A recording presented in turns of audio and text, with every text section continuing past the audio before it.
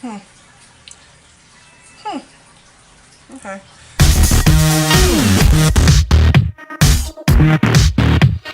Hey guys, I want to do a quick video about the aspect of suffering while trying to lose weight. I'm not a Buddhist or anything like that. I'm more of like a world religion, new age kind of person. But for me, two things that don't mix when trying to lose weight are suffering and happiness. So I have all these reasons for releasing these pounds. I have all these reasons for trying to get back to not necessarily a certain weight. Sure, there's a number that I use I'm trying to obtain to, and by the way, in case you haven't started out with me, my goal weight is 200 pounds, and I'd be fine at 200 pounds, but I do have a problem with thinking about weight loss in terms of numbers, because ultimately I'm not looking for the number. So I don't think it's actually fair for me to say that I'm looking forward to the scale saying 200. No, I'm actually looking forward to looking a certain way and feeling a certain way. Which brought me to the thought, why do I have to wait to feel good? Why do I have to wait to feel good? I can start feeling good now. I can change my attitude now. And dude, having that mentality is the difference between me having a successful keto run versus me having an unsuccessful keto run.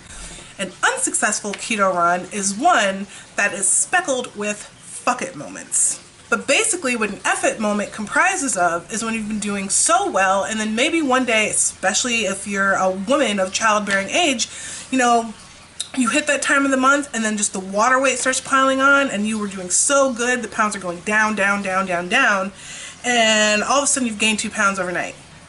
So you say, you know what, I'm going to adhere as strictly to keto as I can, and I'm going to walk, I'm going to drink a bunch of water, I'm going to get enough sleep. You do everything right, and then you step on that scale and the number is still the same. And you become disheartened.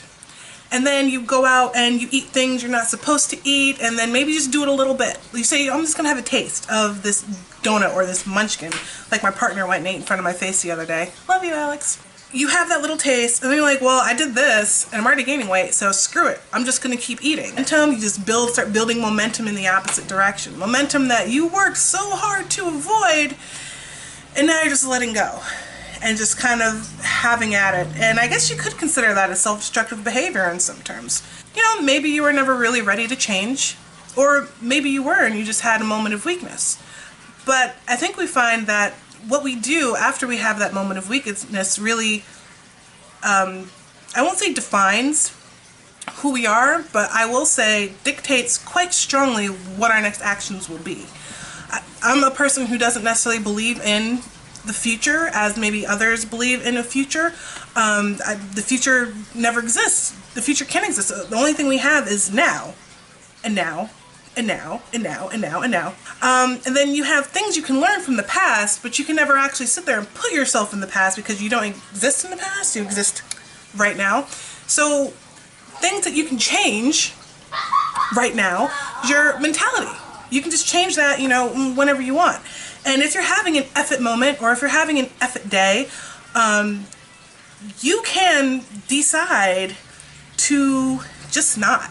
And I think a really big part of that comes with this whole aspect of compassion and just having compassion for yourself and kind of patting yourself on the back and saying, you know what, perfection doesn't exist, because perfection is death, perfection is the end, and we're constantly growing and we're constantly evolving and we're constantly learning. So you can use that lesson, right, to help improve your present moment, which will help improve your future moment. And then you can start gaining momentum back in the direction that you desire to have that direction go.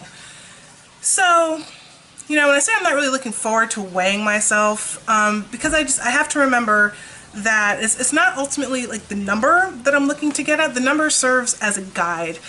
But I think I have to be very, very mindful not to put too much emphasis on the number, but put more emphasis on the feeling. And how do I feel? I feel fantastic. I feel amazing. I am sleeping better. I am feeling better. I am much more active. My mood is a lot more even, because when you do go on a ketogenic diet, it balances your hormones out. When I step on the scale tomorrow, I'll post my update, and I'll talk about, the things that I did this week, and, all that good stuff. But I wanted to post this little insight that I had, and I know the way I want to look, but more importantly, I know the way I want to feel. And I think what's amazing about all this is that you don't have to wait to feel good about yourself. You can choose to feel good about yourself right now. And you can choose to feel healthy right now.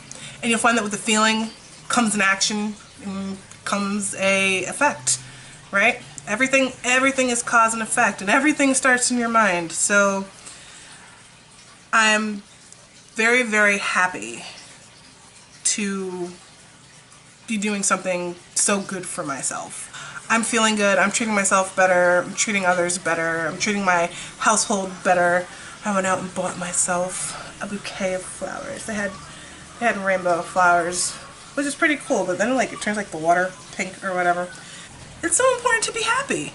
You shouldn't have to suffer in any kind of way. You shouldn't have to suffer because, you're cutting your calories so severely, or you're eating foods that you hate, or you're working out so you think you're gonna die. The way you feel now is really important. So I don't want to mumble. I don't want to carry on too long. I don't want this video to be long at all.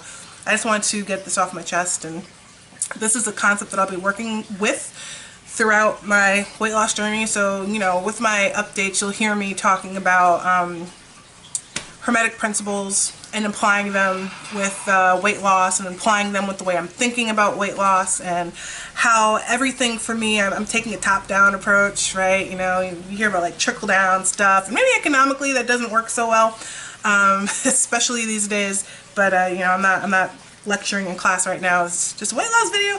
But when I say from top down, it's everything's starting here in my head, and it's spreading. I am the expression of my thoughts and my feelings and my mental states as I create the vibrations that go out into the world, and I am met, as like attracts like, with similar vibrations and feelings. So this should be a really interesting journey. I'm looking forward to continuing, because it feels freaking good, and humans do what works. They always do.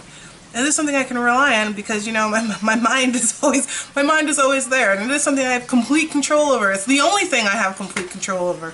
So if I want to feel good, I don't have to sit here and wait. I don't have to wait for someone else to make me feel good. I don't have to go out and perform a specific ritual or do anything like that. I can just choose right here, right now, that I will, and I do. And I hope others do too, because it's a really undervalued asset that everybody has. But we don't necessarily live in a society that pushes that, because it's free. You don't have to pay anybody to get it. And it's not really how capitalism works, right? That's all I gotta say. So this is Jazz from Journeys with Jazzy. Chat soon.